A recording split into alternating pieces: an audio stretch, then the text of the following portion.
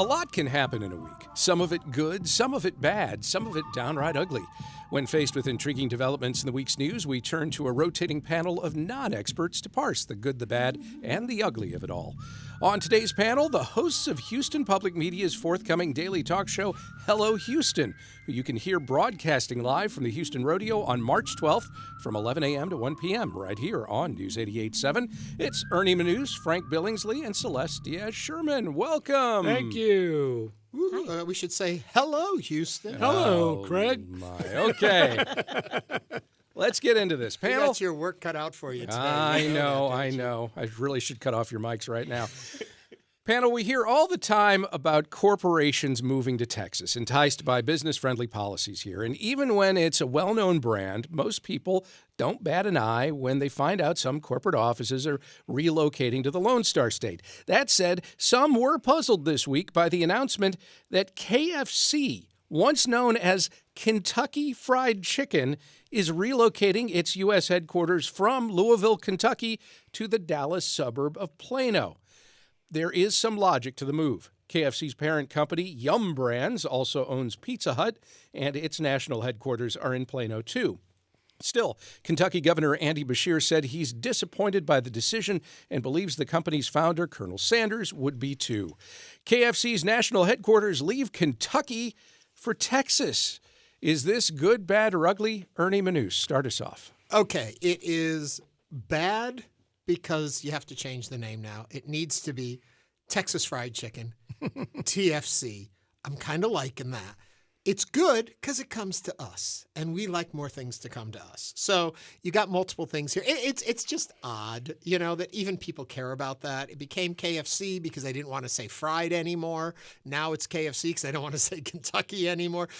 I'm worried they're going to start hiding the C because we don't know what they're frying. So there you go. So a little good, a little bad, a little odd. A little odd. Yeah. All right. Good, bad, or ugly, Celeste Diaz-Sherman. I think it's good. I think it's very basic. It's, market dynamics at play. If you were to talk to David Gibbs, the Yum Brand CEO, he'd probably say, basic economic stuff, right? That's why they're moving. They're moving a couple hundred people to Texas, maybe 200. But as Ernie said, they're not changing the name. So if they were changing recipes, if they were changing it to Texas Fried Chicken, then yeah, that would be a little bad maybe if I was from Kentucky, but I'm not. So I think it's good. All right. Good, bad, or ugly, Frank Billingsley. Well, coming to Plano, Texas, here's what I love. You go through the drive-thru and they say, do you want spicy or extra crispy? You say, I'll just have Plano, just the Plano, just the Plano chicken. That's all I want. Is the Plano. I think we should steal their horse race too. I mean, why stop with the chicken? We can take that Kentucky Derby and make it our own. It's the world of economics.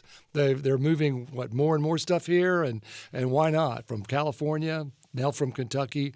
I think that given some of the economic challenges Kentucky faces now with all of the flooding that they've had, they're going to be hurting a little bit for sure to see some of those jobs go. So that's the downside. But I would say generally for us, it's good. I was waiting to see which among you would go for a pun. That was the first thing I was listening for. And I think I got to give the point to Frank on that Frank one. gets a point on that one. He's our punster. There was one pun I was really hoping somebody would take on. KFC moving? It's poultry in motion. That's a Craig That's a stretch.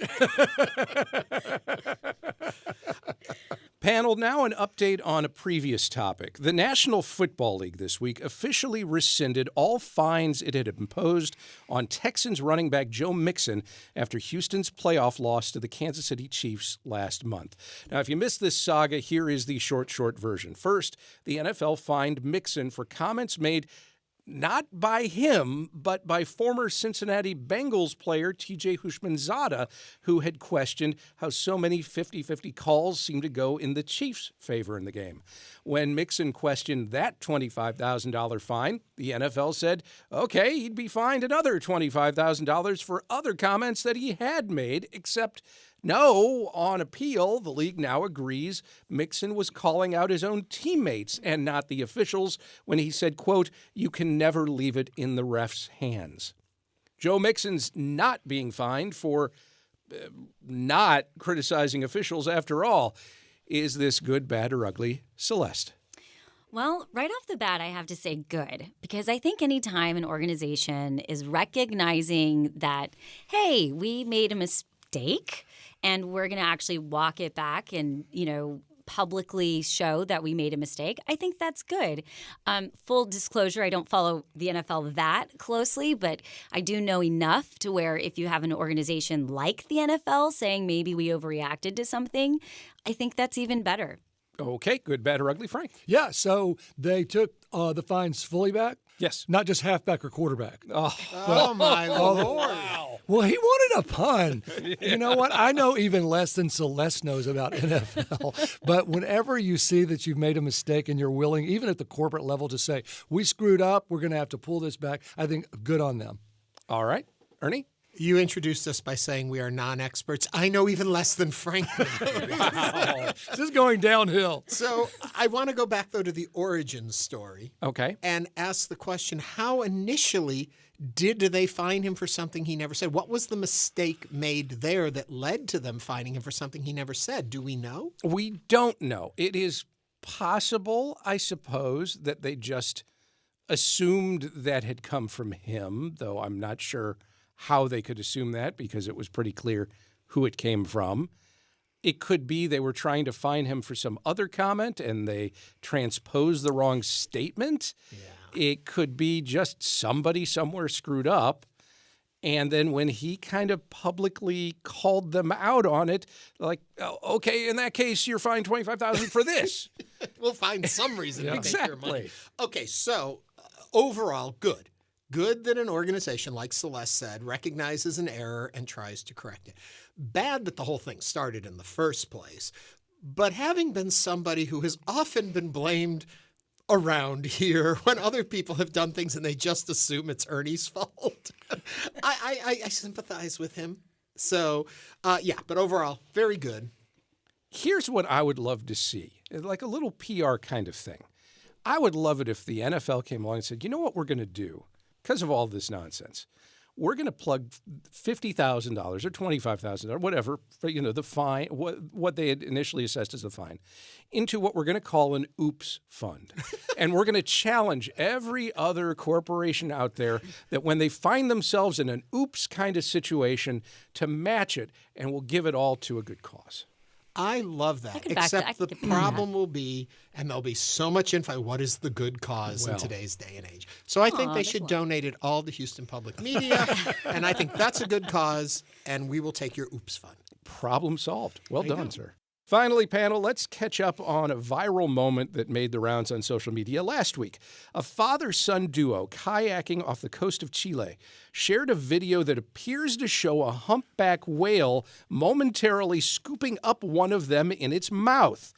Adrian Simancas was kayaking in the Strait of Magellan in southern Chile when the Associated Press reports the whale suddenly surfaced and engulfed him. Simancas told the AP he thought it had already eaten and swallowed me. In fact, a couple of seconds later, the 24-year-old appeared back on the surface, his kayak overturned, and he managed to direct himself in the kayak to his father, Del, who happened to capture it all on video from close by.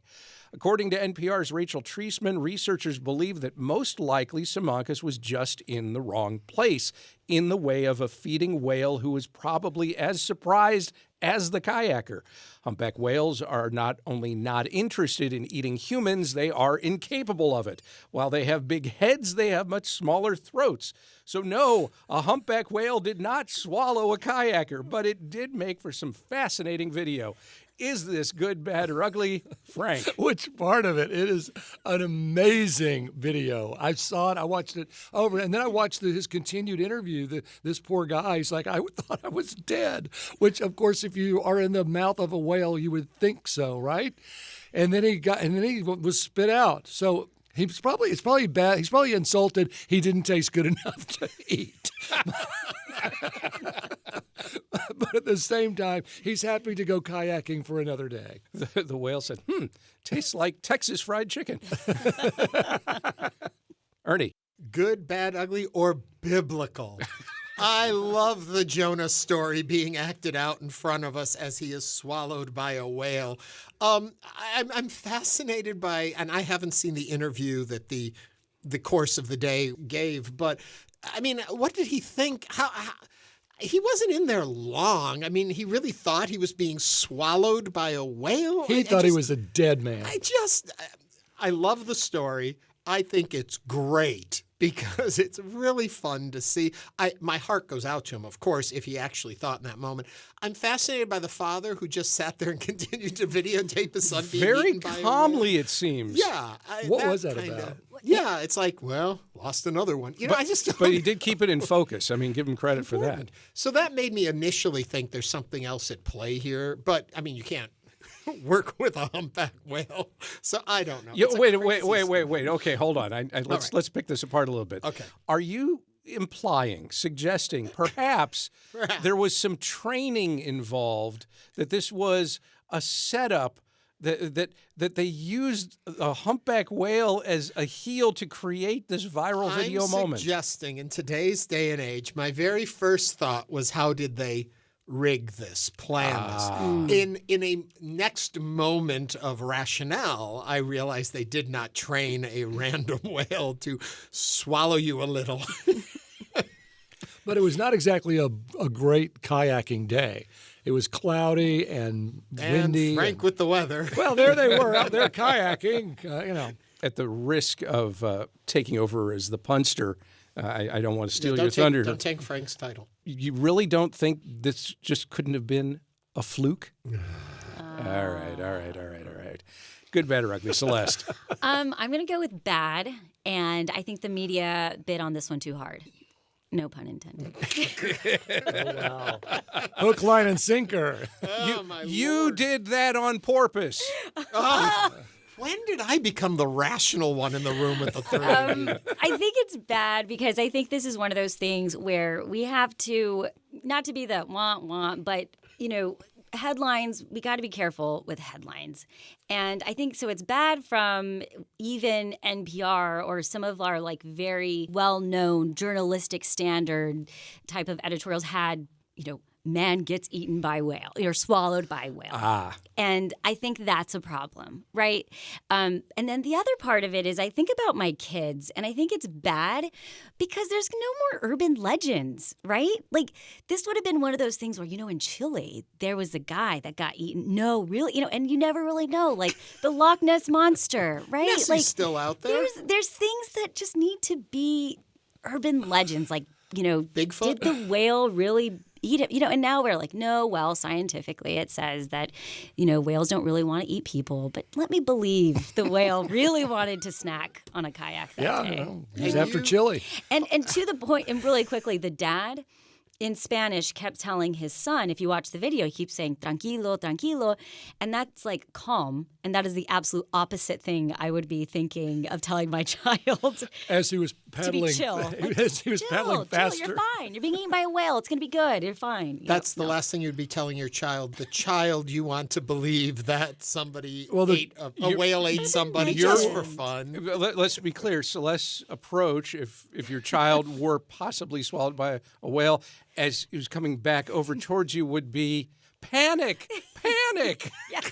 1,000%. There's absolutely 100%. And it's not just when my child is being eaten by a whale. If he's like choking on something, I'm like, oh my gosh, what do we do? Do something. Somebody do something. So it's not just whales. Scary. So it's good, bad, or ugly? Bad. Bad. I think you've got a good point that we do have media way coverage. too many articles where the headline is trying to say something outrageous that the body of the article does not actually represent, and that's very frustrating. Yeah. So I'm there with you on that for And sure. I'm going to jump in and say also, on YouTube, when I see a video that shows me a 70s TV star and then the picture next to how they look today, and it's not them, and every time I click on the video to see how did they become, it's not who they became. What if Barry Williams, Greg from the Brady Bunch, was almost swallowed by a humpback whale? Would you watch that video? Of course. I watched it when it wasn't Barry Williams. So you're saying those articles have perhaps jumped the shark? Whale of a story.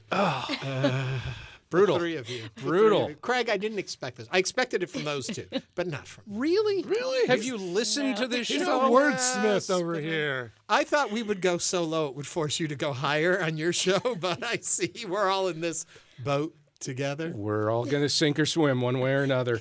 I'm going to paddle you. Ernie Manous, Frank Billingsley, and Celeste Diaz-Sherman are the hosts of Houston Public Media's forthcoming daily talk show, Hello Houston.